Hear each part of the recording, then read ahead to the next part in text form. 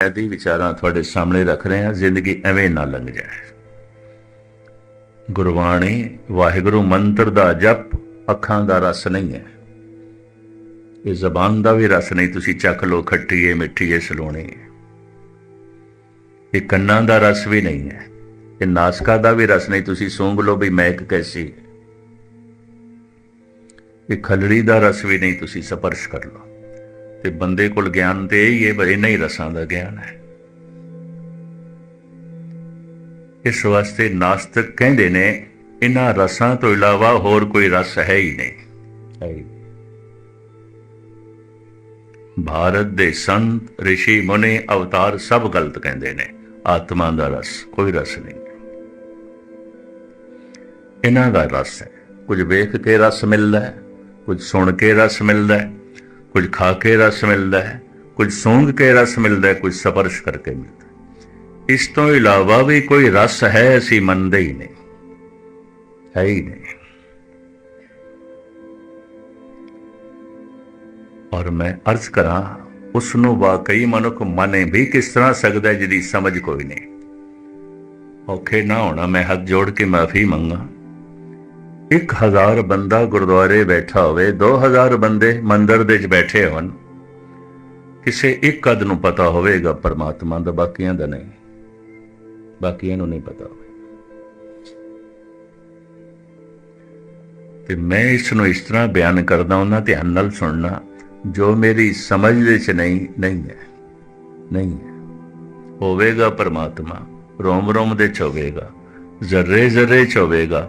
ਮੇਰੀ ਸਮਝ ਦੇ ਚ ਨਹੀਂ ਹੈ ਤਾਂ ਨਹੀਂ ਹੈ, ਕਮ ਸੇ ਕਮ ਮੇਰੀ ਦੁਨੀਆ ਚ ਨਹੀਂ ਹੈ। ਇਹਦੇ ਉੱਤੇ ਜਿਹੜਾ ਮੈਂ ਉਦਾਹਰਣ ਦਿੰਦਾ ਉਹਨਾਂ, ਉਹ ਵੀ ਤੁਹਾਡੇ ਸਾਹਮਣੇ ਰੱਖਦਾ। ਨਾਨਕੇ ਦਾਦਕੇ ਸਹੁਰੇ ਪਸ਼ੂਆਂ ਦੇ ਵੀ ਹੁੰਦੇ ਨੇ। ਨਾਨੀ ਉਹਨਾਂ ਦੀ ਵੀ ਆਉਂਦੀ ਹੈ, ਸੱਸ ਉਹਨਾਂ ਦੀ ਵੀ ਆਉਂਦੀ ਹੈ, ਦਾਦੀ ਉਹਨਾਂ ਦੀ ਵੀ ਆਉਂਦੀ ਹੈ, ਮਾਂ ਭੈਣ ਉਹਨਾਂ ਦੀ ਵੀ ਆਉਂਦੀ ਹੈ,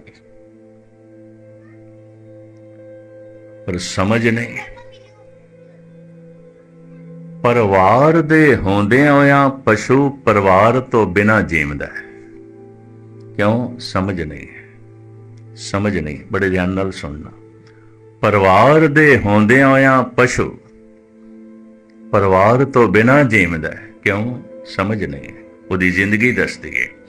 ਨਿਰੰਕਾਰ ਦੇ ਹੁੰਦਿਆਂ ਹੋਇਆਂ ਮਨੁੱਖ ਨਿਰੰਕਾਰ ਤੋਂ ਬਿਨਾਂ ਜੀਵਦਾ ਹੈ। ਕਿਉਂ? ਸਮਝ ਨਹੀਂ, ਸਮਝ ਨਹੀਂ। ਮਨੁੱਖ ਦੀ ਜ਼ਿੰਦਗੀ ਦੱਸਦੀ ਪਈ ਹੈ, ਰੱਬ ਤੋਂ ਬਿਨਾਂ ਜੀ ਰਿਹਾ।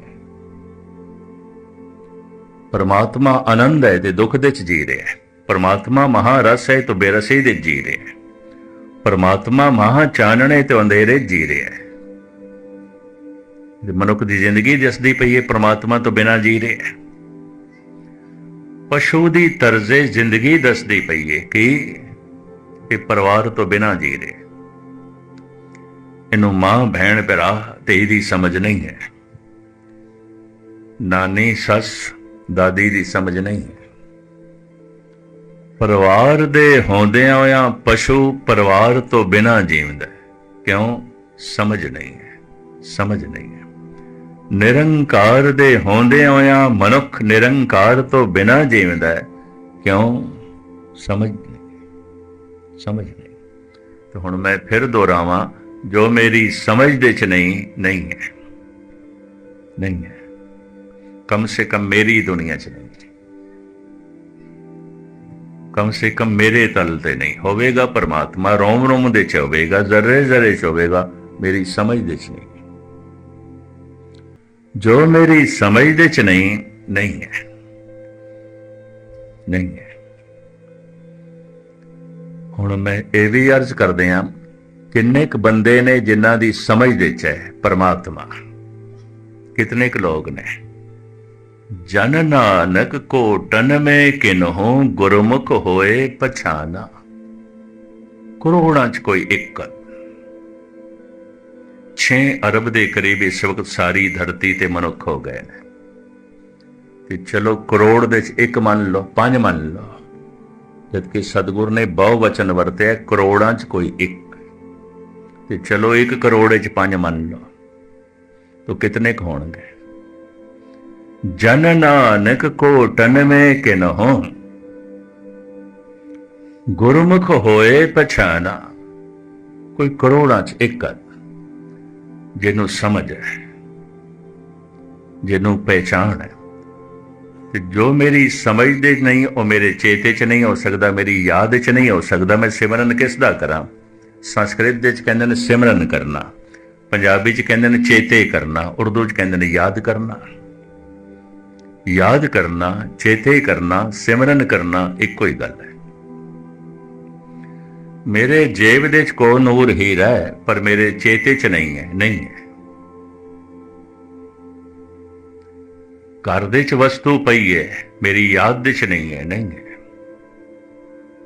ਜੋ ਚੇਤੇ ਚ ਨਹੀਂ ਹੈ ਉਹ ਨਹੀਂ ਹੈ, ਜੋ ਸਮਝ ਦੇ ਚ ਨਹੀਂ ਹੈ ਉਹ ਨਹੀਂ ਹੈ। ਚੇਤੇ ਚ ਕੌਣ ਹੋਵੇਗਾ? ਜੋ ਸਮਝ ਚ ਹੈ। ਤੇ ਜਿਸ ਪਰਮਾਤਮਾ ਦੀ ਸਮਝ ਨਹੀਂ, ਉਹ ਚੇਤੇ ਚ ਕਿਸ ਤਰ੍ਹਾਂ ਹੋ ਸਕਦਾ ਹੈ? ਤੋ ਕਿੰਨੇ ਕੁ ਲੋਕ ਨੇ ਜਿਨ੍ਹਾਂ ਦੇ ਚੇਤੇ ਦੇ ਚ ਹੈ, ਯਾਦ ਦੇ ਚ ਹੈ, ਸਿਮਰਤੀ ਦੇ ਚ ਹੈ। ਗੁਰੂ ਤੇਗ ਬਹਾਦਰ ਸਾਹਿਬ ਜੀ ਮਹਾਰਾਜ ਦੱਸਦੇ ਨੇ, ਕੋਟਨ ਮੇ ਨਾਨਕ ਕੋ ਨਾਰਾਇਣ ਜੈ ਚੀਤ। ਬੜੇ ਧਿਆਨ ਨਾਲ ਸੁਣਨਾ। ਕੋਟਨ ਮੇ ਨਾਨਕ ਕੋ ਨਾਰਾਇਣ ਜੈ ਚੀਤ। ਕਰੋੜਾਂ ਚ ਕੋਈ ਇੱਕ ਨਾਰਾਇਣ ਜਿਹਦੇ ਚੇਤੇ ਚ ਹੈ। ਇਹ ਤੇ ਕੋਈ ਗਿਣਤੀ ਨਾ ਹੋਏ, ਇਹ ਤੇ ਕੁਛ ਵੀ ਨਹੀਂ। ਕਰੋੜਾਂ ਚ ਉਹਦੀ ਯਾਦ ਮਹਾ ਆਨੰਦ ਹੈ। ਤੁਧ ਚਿਤ ਆਏ ਮਹਾ ਆਨੰਦਾ, ਜਿਸ ਵਿਸਰੇ ਸੋ ਮਰ ਜਾਏ ਜੀ। ਕਰੋੜਾਂ ਚ ਕੋਈ ਇੱਕ ਹੈ ਜਿਹਦੇ ਚੇਤੇ ਦੇ ਚ ਹੈ।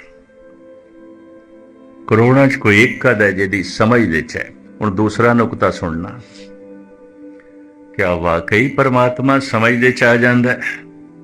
ਕਤਈ ਨਹੀਂ, ਕਤਈ ਨਹੀਂ। ਅਗਰ ਉਹ ਸਮਝ ਦੇ ਚ ਆ ਜਾਂਦਾ ਹੈ ਤਾਂ ਮੇਰੀ ਸਮਝ ਵੱਡੀ ਹੈ, ਪਰਮਾਤਮਾ ਵੱਡਾ ਨਹੀਂ ਹੈ। ਤੂੰ ਸਮਰੱਥ ਵੱਡਾ, ਮੇਰੀ ਮਤ ਥੋੜੀ ਨਾ। हे ਪ੍ਰਭੂ, ਤੂੰ ਤੇ ਸਾਗਰ ਦੀ ਤਰ੍ਹਾਂ ਹੈ। ਮੇਰੀ ਅਕਲ, ਮੇਰੀ ਸਮਝ ਤੇ ਇੱਕ ਛੋਟਾ ਜਿਹਾ ਪਿਆਲਾ ਹੈ। ਇਹ ਪਿਆਲੇ ਦੇ ਸਾਗਰ ਕਿਸ ਤਰ੍ਹਾਂ ਆਏਗਾ? ਲੇਕਿਨ ਇੱਕ ਸਮਝ ਮਿਲਦੀ ਹੈ ਕਿ ਸਮਝ ਕੇ ਇਹ ਸਮਝ ਮਿਲਦੀ ਹੈ, हे ਪ੍ਰਭੂ ਮੈਂ ਤੈਨੂੰ ਨਹੀਂ ਸਮਝ ਸਕਦਾ, ਨਹੀਂ ਸਮਝ ਸਕਦਾ। ਕਿਉਂ? ਤੂੰ ਮੇਰੀ ਸਮਝ ਤੋਂ ਵੱਡਾ ਹੈ। ਔਰ ਸਮਝ ਮੁਤਾਸਰ ਹੋ ਜਾਂਦੀ ਹੈ, ਸਮਝ ਪ੍ਰਭਾਵਿਤ ਹੋ ਜਾਂਦੀ ਹੈ, ਹਿਰਦਾ ਯਾਦ ਕਰਨ ਲੱਗ ਪੈਂਦਾ। ਜਿੰਨੇ ਚਿਰ ਤੱਕ ਸਾਡੀ ਅਕਲ ਪ੍ਰਮਾਤਮਾ ਤੋਂ ਪ੍ਰਭਾਵਿਤ ਨਹੀਂ, ਹਿਰਦਾ ਯਾਦ ਨਹੀਂ ਕਰ ਸਕਦਾ। ਵਾਹਿਗੁਰੂ ਵਾਹਿਗੁਰੂ ਜ਼ਬਾਨ ਕਰਦੀ ਰਹੇਗੀ, ਯਾਦ ਨਹੀਂ ਚਲੇਗੀ, ਕੁਝ ਵੀ ਨਹੀਂ ਹੋਵੇਗਾ। ਜੋ ਮੇਰੀ ਸਮਝ ਦੇ ਚ ਨਹੀਂ ਹੈ।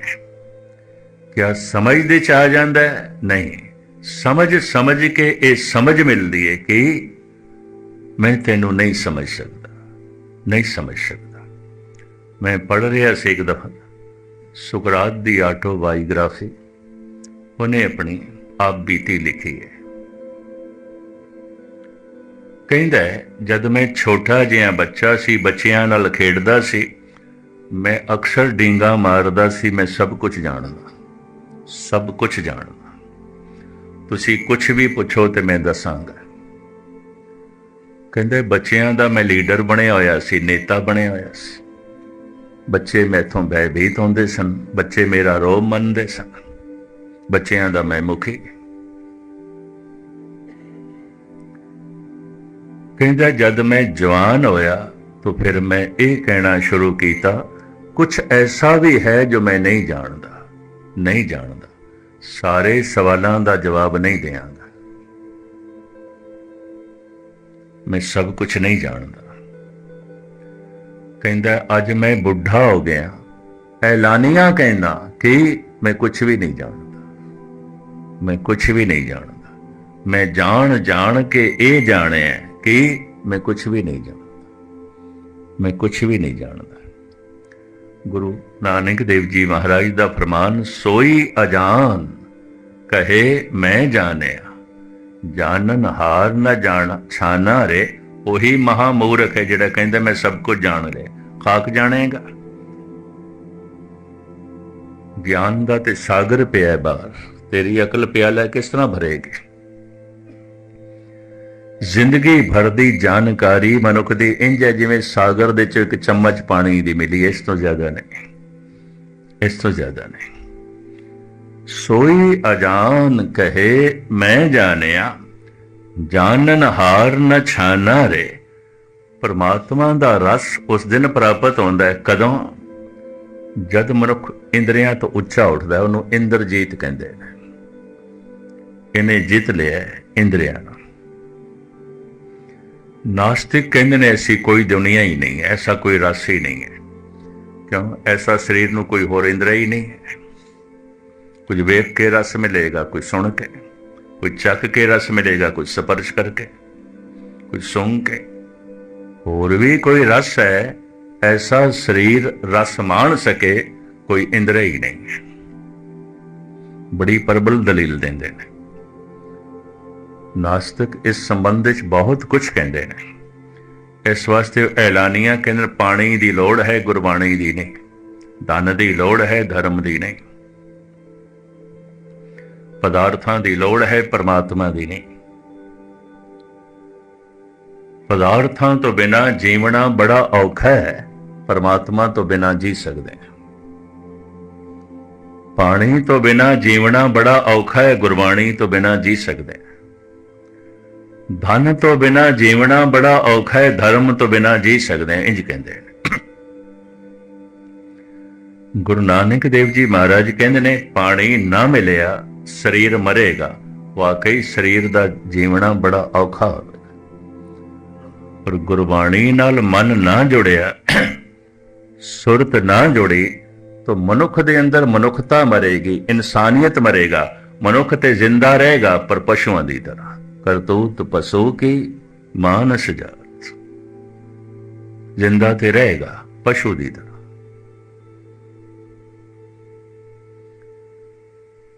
जी सकता है मनुख परमात्मा की याद तो बिना पशुओं की तरह जीवेगा।